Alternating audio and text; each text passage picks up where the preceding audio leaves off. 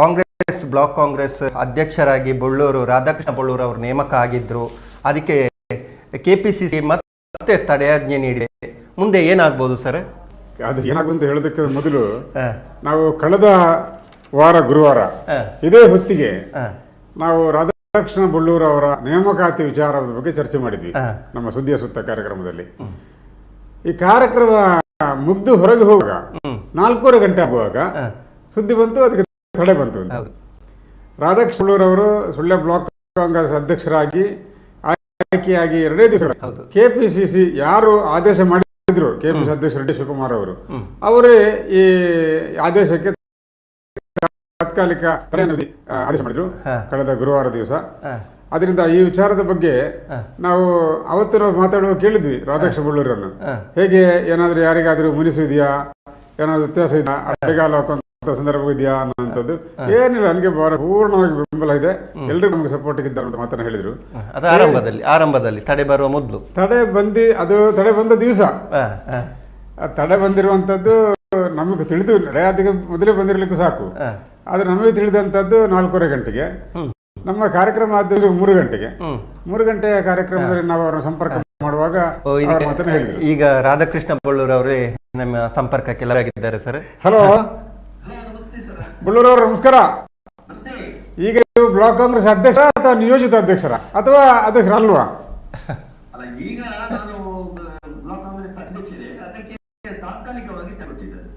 ಓ, ಹಾಗೆ ತಡೆ ಕೊಟ್ಟಿದ್ರೆ ನೀವು ಅದೇ ಅಧ್ಯಕ್ಷರಲ್ಲ ಅಂತ ಆಯ್ತು. ಈಗ ನೀವು ನಿಯೋಜಿತ ಅಧ್ಯಕ್ಷರು ಅಂತ ಅಷ್ಟೇ. ಈಗ ಕಳೆದ ವಾರ ನಾನು ಈಗ ಶಿವರಸೊಟ್ಟಿಗೆ ನೆನಪು ಮಾಡ್ಕೊಳ್ತಾ ಇದ್ದೆ. ಕಳೆದ ವಾರ ಗುರುವಾರ ದಿವಸ ಇದೇ ಹೊತ್ತಿಗೆ ನಾವು ನಿಮ್ಮನ್ನು ಇದೇ ರೀತಿ ಸಂಪರ್ಕ ಮಾಡಿದ್ವಿ. ನೀವು ನಮ್ಮ ವೀಕ್ಷಕರೊಟ್ಟಿಗೆ ನಮಗೆ ಮಾತಾಡಿದ್ರಿ. ಈ ನೇಮಕದ ಬಗ್ಗೆ ಬಹಳ ಸಂತೋಷ ವ್ಯಕ್ತಪಡಿಸಿದ್ರಿ ಮತ್ತು ಎಲ್ಲರೂ ಕೂಡ ನಮಗೆ ಸಪೋರ್ಟ್ ಇದ್ದಾರೆ ಅಂತ ಮಾತನ್ನು ಹೇಳಿ ನಾವು ಈ ಸ್ಟೇಜ್ ಇಳಿದು ಅಂದರೆ ಈ ಕಾರ್ಯ ಮುಗಿದು ಹೊರಗೆ ಬರುವಾಗ ನಮಗೆ ಮಾಹಿತಿ ಬಂತು, ಅದಕ್ಕೆ ತಡೆಯಾಜ್ಞೆ ಬಂದಿದೆ. ಹೇಳಿಸಿ, ಏನೆಲ್ಲ ಇದರ ಹಿನ್ನೆಲೆ ಏನೆಲ್ಲ ನಡೆಯಿತು? ಹಾಗೇನಿಲ್ಲ, ಏನಿಲ್ಲ, ಕೆಲವೊಂದು ಸಮಸ್ಯೆ ನಮಗೆಲ್ಲ ಗೊತ್ತಿಲ್ಲದೆ ಆಯ್ತು ಅಂತ ಹೇಳುವಂತ ಒಂದು ಸಣ್ಣ ಜಿಜ್ಞಾಸೆ ನಮ್ಮ ಕೆಲವು ನಾಯಕರುಗಳಲ್ಲಿ ಇತ್ತು. ಹೇಳಬೇಕಿತ್ತು ಮಾಡುವಾಗ. ಅದು ಹೇಗೆ ಅಂತ ಹೇಳಿದ್ರೆ, ಒಂದು ಹಂತದಲ್ಲಿ ಪ್ರೊಸೀಜರ್ ಪ್ರಕಾರವೇ ಅವರು ಮಾಡಿ 4 ಅಪ್ಲಿಕೇಶನ್ ಇತ್ತು. ಅದೊಂದನ್ನ ಎಲ್ಲ ಇದನ್ನ ಒಪಿನಿಯನ್ ಎಲ್ಲ ಪಡ್ಕೊಂಡು ಅವರು ಅದನ್ನ ಫೈನಲ್ ಮಾಡಿ ಇಲ್ಲಿಗೆ ಕಳಿಸಿದ್ದಾರೆ, ಇಲ್ಲಿಗೆ ಕೆಪಿಸಿಸಿಗೆ ಕಳಿಸಿದ್ದಾರೆ. ಕೆಪಿಸಿಸಿಯಲ್ಲಿ ಅದೇ ಪ್ರೊಸೀಜರ್ ಪ್ರಕಾರ ಅದು ಆರ್ಡರ್ ಆಯ್ತು. ಅಲ್ಲಿ ಕೆಲವರ ಅಭಿಪ್ರಾಯ ತಗೊಳ್ಳಿಕ್ಕೆ ಅದನ್ನು ಬರೆದಿದ್ರು, ಅದೆಲ್ಲ ಅಭಿಪ್ರಾಯ ತಗೊಂಡು ಅಲ್ಲಿ ಆಯ್ತು. ಈಗ ಸ್ಥಳೀಯ ಮಟ್ಟದಲ್ಲಿ ನಮ್ಮ ಬ್ಲಾಕ್ ಮಟ್ಟದಲ್ಲಿ ಕೆಲವು ನಾಯಕರಿಗೆಲ್ಲ ಗೊತ್ತಾಗ್ಲಿಲ್ಲ, ಅದು ಅವರಿಗೆ ಮಾತಾಡಿಸ್ಬೇಕಿತ್ತು ಅಂತ ಒಂದು ಬೇಸರ, ಅವರಿಗೆ ಒಂದು ಬೇಸರ. ನಮಗೆ ಹೇಳದೆ ಮಾಡಿದಾರಲ್ಲ. ಇಲ್ಲಿ ಸ್ಥಳೀಯ ನಾಯಕರುಗಳಿಗೆ, ಬ್ಲಾಕ್ ಕಾಂಗ್ರೆಸ್ನ ಪ್ರಮುಖರಿಗೆ ಮತ್ತು ಮಾಜಿ ಅಧ್ಯಕ್ಷರುಗಳು ಅಥವಾ ಹಿರಿಯ ನಾಯಕರಿಗೆ ಅವರಿಗೆ ಗೊತ್ತಿಲ್ಲದೇ ಆಗಿದೆ ಅಂತ. ಎಲ್ಲರಿಗೂ ಅಲ್ಲ ಸರ್, ಒಂದಿಷ್ಟು ಜನ, ಕೆಲವು ಜನರಿಗೆ ಅದು ಗೊತ್ತಾಗ್ಲಿಲ್ಲ, ಗೊತ್ತಾಗದೆ ಮಾಡಿದ್ದಾರೆ. ಅವರು ಕೆಪಿಸಿಸಿಗೆ ಅವರ ಅಹವಾಲನ್ನು ಹೇಳಿಕೊಂಡ್ರು. ಅದರಿಂದ ಕೆಪಿಸಿಸಿ ಈಗ ತಡೆ ಒಡ್ಡಿದೆ. ಈಗ ಏನಾಗ್ತದೆ? ತಡೆ ಒಡ್ಡಿದೆ, ನಿಮ್ಮನ್ನು ಆಯ್ಕೆ ಮಾಡಲಿಕ್ಕೆ ಸಾಕು, ಮಾಡಿದಿರಲಿಕ್ಕೆ ಸಾಕು. ಹಾಗೆಲ್ಲ ಈಗ ನಾಳೆಲ್ಲ ನಾಡಿದ್ದು ವೀಕ್ಷಕರು ಬರ್ತಾ ಇದ್ದಾರೆ ಮಂಗಳೂರಿಗೆ. ನಾಯಕರುಗಳ ಜೊತೆಗೆ ಮಾತಾಡ್ತಾರೆ, ಅವರು ಅಭಿಪ್ರಾಯಗಳನ್ನು ಸಂಗ್ರಹಿಸುತ್ತಾರೆ.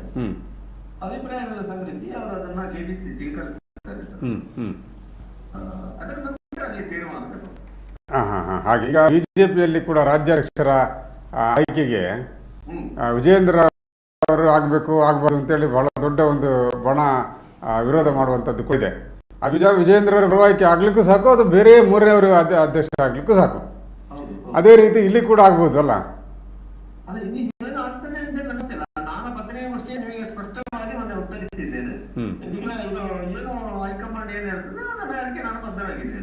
ಈಗ ನಮಗೆ ಬಂದಿರುವ ಮಾಹಿತಿ ಪ್ರಕಾರ ಇದರ ಬಗ್ಗೆ ಚರ್ಚೆ ಮಾಡೋದಕ್ಕೆ ಬೇಕಾಗಿ, ಅಭಿಪ್ರಾಯ ಪಡೆಯೋದಕ್ಕೆ ಬೇಕಾಗಿ ವಿ.ಆರ್. ಸುದರ್ಶನ್ ಅವರು ಮತ್ತು ನಾರಾಯಣಸ್ವಾಮಿ ಅವರು ಇಬ್ಬರು ಕೂಡ ಮಂಗಳೂರಿಗೆ 1ನೇ ತಾರೀಕಿಗೆ ಬರಲಿಕ್ಕಿದ್ದಾರೆ. ಅವತ್ತು ನಿಮ್ಮನ್ನೆಲ್ಲ ಕರೆದಿದ್ದಾರಾ? ಯಾರೆಲ್ಲ ಭಾಗವಹಿಸ್ತಾರೆ ಸಭೆಯಲ್ಲಿ?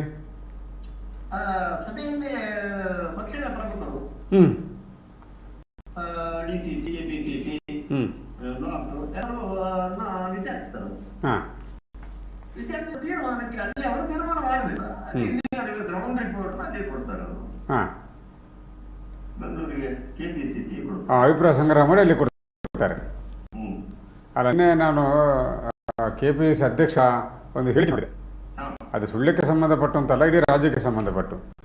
ಈ ಅಧಿಕಾರಿಗಳಲ್ಲ, ಯಾರು ಅಧಿಕಾರದಲ್ಲಿರುವಂಥ ನಾಯಕರುಗಳ ಸುತ್ತ ತಿರುಗುವವರಿಗೆ ನಾವು ಈ ಸರ್ತಿ ಪದಾಧಿಕಾರಿಗಳನ್ನು ಕೊಡುವುದಿಲ್ಲ, ಯಾರು ಜನರೊಟ್ಟಿಗೆ ಸೇರಿ ಕೆಲಸ ಮಾಡ್ತಾರೆ ಅವ್ರಿಗೆ ಕೊಡ್ತೇವೆ ಅಂತ.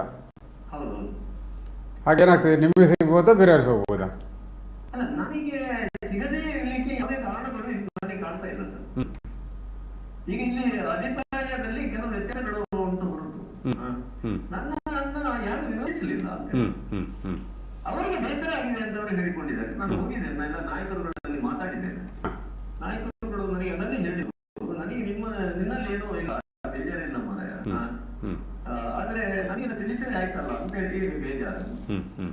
ಅದು ಸಹಮತ ಮಾಡಿ ನೇಮಕ ಮಾಡೋದು ಒಳ್ಳೆಯ ವಿಚಾರವೇ. ಹಾಗೆ ಅಂತ ಹೇಳಿ ಯಾವಾಗಲೂ ಹೇಗೆ ಅಂತ ಹೇಳಿದ್ರೆ, ಈಗ ಹಿಂದೆ ಎಲ್ಲ ಅಧ್ಯಕ್ಷರುಗಳನ್ನ ನೇರವಾಗಿ ಅಲ್ಲಿಂದಲೇ ನೇಮಕ ಮಾಡಿದ್ದಾರೆ. ಹಾಗೆ ಇದನ್ನು ನೇಮಕ ಮಾಡಿದ್ದಾರೆ. ಆವಾಗ ಬೇರೆಯವರು ಮಾಡಿರ್ಬೋದು, ಈಗ ಬೇರೆಯವರು ಮಾಡಿರ್ಬೋದು. ಅದೇ ಪ್ರಕ್ರಿಯೆ ಇದೆ. ಎಲ್ಲ ಹೈಕಮಾಂಡ್ ಇಂದ ನೇರವಾಗಿ ಇಲ್ಲಿ ನಮಗೆ ಅಧ್ಯಕ್ಷರಾಗಿ ಮಾಡ್ತಿದ್ರು, ಗೊತ್ತಾಗ್ತಿದೆ. ಅಲ್ಲ, ಹಿಂದೆ ಸಹಮತ ವ್ಯಕ್ತಪಡಿಸಿ ನೇಮಕ ಮಾಡ್ತಾ ಇರ್ಬೋದು, ಇವತ್ತು ಈ ಸರ್ತಿ ಸಹಮತ ಆಗ್ಲಿಲ್ಲ ಅಂತ. ಆಗಿಲ್ಲ ಹೈಕಮಾಂಡ್ ಇಂದ ನೇರವಾಗಿ ಅಧ್ಯಕ್ಷರನ್ನು ಘೋಷಣೆ ಮಾಡ್ತಾ ಇದ್ರು. ಇವಾಗ ಕೂಡ ಅದನ್ನೇ ಮಾಡಿದ್ದಾರೆ. ಆದ್ರೆ ಈ ಸಂದರ್ಭದಲ್ಲಿ ಕೆಲವು ನಾಯಕರುಗಳು ಸ್ವಲ್ಪ ಬೇಸರ ವ್ಯಕ್ತಪಡಿಸಿದ್ರು. ನಮಗೆ ಗೊತ್ತಾಗ್ಲಿಲ್ಲ. ನಾನು ಮಾತಾಡಿದ್ದೇನೆ, ನಾನೆಲ್ಲ ಹಿರಿಯ ನಾಯಕರುಗಳಿಗೆ ಮಾತಾಡಿದ್ದೆ. ಅಂದ್ರೆ ಸಹಮತ ವ್ಯಕ್ತಪಡಿಸಿ ನೇಮಕ ಆದ್ರೆ ನೇಮಕ ಆದಂತವ್ರಿಗೆ ಕೆಲಸ ಮಾಡ್ಲಿಕ್ಕೆ ಒಳ್ಳೇದು, ಸುಲಭ. ಅದೆಲ್ಲ ಖಂಡಿತ. ಎರಡು ಸಂಗತಿ ಹೇಳಿದೆ ಸರ್. ಈಗ ಗೊಂದಲ ಇತ್ತು ಸ್ವಲ್ಪ. ಇಲ್ಲದಿದ್ರೆ ಹೇಗೆ ಅಂತ ಹೇಳಿದ್ರೆ, ಎಲ್ಲರನ್ನು ಒಟ್ಟಿಗೆ ಸೇರಿಸಿಕೊಂಡು ಎಲ್ಲರ ಒಟ್ಟಿಗೆ ಅದನ್ನ ಕೆಲಸ ಮಾಡಬೇಕು. ಅದೀಗ ಒಂದು ಸಣ್ಣ ಗೊಂದಲ ಇತ್ತು. ಯಾವುದು? ಈಗ ಇದು ತಡೆ ಅದೇ ಇದೆ. ಇಲ್ಲದಿದ್ರೆ ಅವರೆಲ್ಲ ಎಲ್ಲ ಹೋಗಿ ಮಾತಾಡಲೇಬೇಕಲ್ಲ, ಮಾತಾಡದೆ ನಾನು ಮಾಡ್ಲಿಕ್ಕೆ ಆಗ್ತದ? ಆಗುದಿಲ್ಲ. ಈಗ ನೀವು ಸಂಘಟನೆ ಅಂದ್ರೆ ಏನು ಸರ್? ಸಂಘಟನೆ ಎಲ್ಲರನ್ನು ಸೇರಿಸಿಕೊಂಡು ಮಾಡೋದೇ ಸಂಘಟನೆ. ಆ ರೀತಿ ಆಯ್ತು ಸರ್. ಅದು ಕರೆಕ್ಟೇ. ಅದು ನೇಮಕ ಮಾಡುವಾಗ ಎಲ್ಲರ ವಿಶ್ವಾಸಕ್ಕೆ ತಗೊಂಡು ನೇಮಕ ಮಾಡ್ತಿದ್ರೆ ಈ ಗೊಂದಲ ಇರ್ತಿರ್ಲಿಲ್ಲ. ಹಾಗಾಗಲ್ಲ ಅಂತ ಗೊತ್ತಿಲ್ಲ ನನಗೆ. ಎಲ್ಲರನ್ನು ವಿಶ್ವಾಸಕ್ಕೆ ತಗೊಂಡು ಮಾಡ್ಲಿಕ್ಕೆ ಆಗ್ತದೆ ಅಂತ ಹೇಳೋದು ಗೊತ್ತಿಲ್ಲ. ಆದರೂ ಹೇಗೆ ಹೇಳಿದರೆ, ಒಂದು ಹಂತದಲ್ಲಿ ಎಲ್ಲ ಗ್ರೌಂಡ್ ರಿಪೋರ್ಟ್ಗಳನ್ನ ಅವರು ಜೀವನವರು ತಗೊಂಡಿದ್ದಾರೆ. ಎಲ್ಲಿ ಬ್ಲಾಕ್ ಅಧ್ಯಕ್ಷರು ಹೇಳ್ತಾರೆ ನಮಗೆ ಆ ಚರ್ಚೆ ಮಾಡಲಿಲ್ಲ ಜಿಎ ಬಾವರವರು ಅಂತ. ಅವರು ಚರ್ಚೆ ಮಾಡಿದ್ದು ಏನು ಅಂತ ಹೇಳಿದ್ರೆ, ಈಗ ಅಪ್ಲಿಕೇಶನ್ ಹಾಕ್ಲಿಕ್ಕೆ ಅಪ್ಲಿಕೇಶನ್ ಫಾರ್ಮ್ಗಳನ್ನು ಒಂದು ದಿವಸ ವಿತರಿಸಿದ್ರು. 4 ಮೀಟಿಂಗ್ಗಳನ್ನು ಮಾಡಿದ್ದಾರೆ ಅವರು ಹೊರತು. ವಿತರಿಸಿ ಅಪ್ಲಿಕೇಶನ್ ಹಾಕ್ಲಿಕ್ಕೆ ಹೇಳಿದ್ರು. ಅಪ್ಲಿಕೇಶನ್ ಹಾಕಿದ ನಂತರ 4 ಜನ ನಾವು ಅಪ್ಲಿಕೇಶನ್ ಹಾಕಿದ್ರು. 4-5 ಜನ 4 ಜನ ಅದು ಮುಂಚೂಣಿಯಲ್ಲಿತ್ತು. ಅದರಲ್ಲಿ ಅವರು ಎಲ್ಲ ರಿಪೋರ್ಟ್ಗಳು ಅದನ್ನೆಲ್ಲ ಕೆಪಿಸಿಸಿ ಸಲ್ಲಿಗೆ ಆಯ್ಕೆ ಆಗಿದೆ ಸರ್. ಓಕೆ, ಆಗಲಿ, ಒಳ್ಳೆಯದಾಗಲಿ, ಸಹಮತ ರೂಪಣೆ ಆಗಲಿ. ನೀವೇ ನೇಮಕಾದರೂ ಇನ್ನೊಬ್ಬ ನೇಮಕರಾದರೂ ನಿಮ್ಮ ಪಕ್ಷಕ್ಕೆ ಸಂಘಟನೆ ಸುಲಭ ಆಗುವ ಹಾಗೆ ಆಗಲಿ ಅಲ್ವಾ? ಎಸ್, ಧನ್ಯವಾದಗಳು. ರಾಧಾಕೃಷ್ಣ ಬೊಳ್ಳೂರವರು ಅವರು ಆಗಲೇ ಕಡೆ ಸರ್ತಿ ಹೇಳಿದ ಹಾಗೆ ಅವರು ಛತ್ರಮತಿ. ಹೌದು, ಇದು ಸಹಮತ ವ್ಯಕ್ತಪಡಿಸಿ ಆದರೆ ಒಳ್ಳೆದಿದೆ. ಈ ಪಕ್ಷದಲ್ಲಿ ಏನಾಗ್ತದೆ ಅಂತ ಹೇಳಲಿಕ್ಕೆ ಆಗೋದಿಲ್ಲ. ಯಾಕಂದರೆ ಕಾಂಗ್ರೆಸ್ ಪಕ್ಷದಲ್ಲಿ ಯಾವಾಗ ನಾಯಕರುಗಳು ಅವರ ಸ್ವತಂತ್ರ ಪ್ರಕ್ರಿಯೆ ಮೂಲಕ ಇರುವಂಥವರು, ಶಕ್ತಿ ಇದೆ ಅವರಿಗೆ. ಪಕ್ಷದಲ್ಲಿ ವಿಫಲ ಆಗ್ತಾರೆ, ಆದರೆ ಪಕ್ಷದ ಒಳಗೆ ಫೈಟ್ ಮಾಡೋದ್ರಲ್ಲಿ ಬಹಳ ಶಕ್ತಿ ಇರ್ತದೆ ಅವರಿಗೆ. ಅದರಲ್ಲಿ ಅವರು ಇದರಲ್ಲಿ ಅಧ್ಯಕ್ಷರನ್ನು ರಾಧಾಕೃಷ್ಣ ಬೊಳ್ಳೂರು ಅವರನ್ನು ಮತ್ತೆ ಆಯ್ಕೆ ಆಗೋದಕ್ಕೆ ಒಪ್ಪಿಕೊಳ್ಳಿಕ್ಕೂ ಸಾಕು, ಅಲ್ಲ ಒಪ್ಪದೆ ಬೇರೆಯವರು ಆಗಲಿಕ್ಕೂ ಸಾಕು. ಅದಕ್ಕೆ ಬೇಕಾಗಿ ಕೆಪಿಸಿಸಿ ಮೊದಲು ಮಾಡಬೇಕಾದ ಈಗ ಮಾಡಿದೆ ಅಂತ ನಮಗೆ ಅನಿಸಿದೆ. ಯಾಕಂದರೆ ವೀಕ್ಷಕರನ್ನು ಅವರು ಪ್ರಧಾನ ಕಾರ್ಯದರ್ಶಿ ಜಿಎ ಬಾವರನ್ನು ಕಳಿಸಿದ್ರು, ಆದರೆ ಅದು ಎಲ್ಲರಿಗೂ ಗೊತ್ತಿದ್ದು ಅಲ್ಲ ಅನ್ನುವಂಥದ್ದು ಅಭಿಪ್ರಾಯಗಳು ನಾಯಕರಿಂದ ಕೇಳಿ ಬಂದಿದೆ. ಎಲ್ಲ ಪ್ರಮುಖ ನಾಯಕರುಗಳು, ಈಗ ಪದ್ಮನೋಡಿ ಆಗಿರ್ಬೋದು, ಪಿ.ಸಿ. ಜಯರಾಮ್, ನಿತ್ಯ ಮಂಡೋಡಿ ಅವರ ಸಹಿ ಇದ್ದ ಹಾಗಿಲ್ಲ. ಯಾಕಂದರೆ ಅವರು ಸ್ವಲ್ಪ ಬಿದ್ದು ಸ್ವಲ್ಪ ಕಾಲಿಗೆ ಏಟಾಗಿರುವ ಕಾರಣ ಅವನಲ್ಲಿದ್ದರು, ಅದರಿಂದ ಹೋಗಿ ಸಹಿ ತಗೊಳ್ಳಿಲ್ಲ ಕಾಣೆ. ಮತ್ತು ಬೇರೆ ಪ್ರಮುಖ ನಾಯಕರು ಪಿ.ಎಸ್. ಗಂಗಾಧರ್ ಅವರು, ರಾಜೀವ್ ರೈ ಅವರು, ಹೀಗೆ ತುಂಬ ಜನ, ಅಬ್ದುಲ್ ಗಫೂರ್ ಕಲ್ಮಡ್ಕ ಅವರೆಲ್ಲ ಸೇರಿ ಸೈನ್ ಹಾಕಿ ಕೆಪಿಸಿಗೆ ಆಕ್ಷೇಪ ಕಳಿಸಿದ್ದಾರೆ ಅಂತ. ಆಕ್ಷೇಪ ಅಂದರೆ ಈಗ ಬೊಳ್ಳೂರವರು ಹೇಳಿ ಕೂಡ ಸರಿ, ಆಕ್ಷೇಪ ಅಂದರೆ ನೇಮಕಕ್ಕೆ ಆಕ್ಷೇಪ ಅಲ್ಲ, ಈ ನೇಮಕದ ವಿಧಾನಕ್ಕೆ ಅದರಿಂದಾಗಿ ಇದಾಗಿದೆ. ಈಗ ಕೆಪಿಸಿಸಿ ಅವರು ಇವರ ವಿ ಆರ್ ಸುದರ್ಶನ್ ಅವರ ಮತ್ತು ನಾರಾಯಣ ಸ್ವಾಮಿ ಅವರು MLC ಅವರನ್ನು ಈಗ ನಮ್ಮ ಕೆಪಿಸಿಸಿ ನಮ್ಮ ಜಿಲ್ಲಾ DCC ಕಚೇರಿಗೆ, ಜಿಲ್ಲಾ ಕಾಂಗ್ರೆಸ್ನ ಕಚೇರಿಗೆ ಕಳಿಸುವ ಆದೇಶ ಮಾಡಿದ್ದಾರೆ. ಅಲ್ಲಿ ಚರ್ಚೆಯಾಗಿ ತೀರ್ಮಾನ ಆಗ್ತದೆ. ಅದರ ಪ್ರಕಾರ ಇಲ್ಲಿಂದ ಶಿಫಾರಸು ಹೋಗಿ ಆನಂತರ ನೇಮಕಾತಿ ಆಗ್ಬೋದು. ರಾಧಾಕೃಷ್ಣ ಬಳ್ಳೂರು ಅವರೇ ಮತ್ತೆ ನೇಮಕಾತಿ ಆಗ್ಲಿಕ್ಕೂ ಸಾಕು, ಅಥವಾ ಬೇರೆ ಮಾಡ್ತಾರೆ ಏನೋ ಅಂತೇಳಿ ಗೊತ್ತಿಲ್ಲ. ಇಂಥ ಒಂದು ವಿಚಾರ ಕಾಂಗ್ರೆಸ್ ಪಕ್ಷದಲ್ಲಿ ಆಗ್ತಾ ಇದೆ. Okay sir. ಅತ್ತೆ, ಇದು ನನ್ನ ಬರ್ಡೇ ಗಿಫ್ಟ್. ಇದೆಲ್ಲ ಜೀವನದಲ್ಲಿ ನನಗೋಸ್ಕರ ತಗೊಂಡ್ಬಂದಿದ್ದಾರೆ. ನಿನ್ ಮೇಲೆ ತುಂಬಾ ಚೆನ್ನಾಗಿ ಕಾಣುತ್ತೆ. ಇದು ತುಂಬಾ ಚೆನ್ನಾಗಿದೆ ಅಲ್ವಾ? ತುಂಬಾ ಚೆನ್ನಾಗಿದೆ.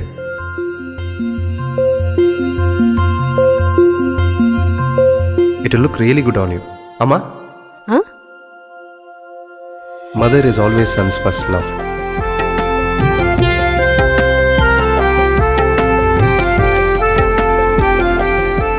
ಪ್ರತಿ ಪೀಳಿಗೆಯ ಪ್ರೀತಿಯ ಮಳಿಗೆ GL ಆಚಾರ್ಯ ಜುವೆಲ್ಲರ್ಸ್.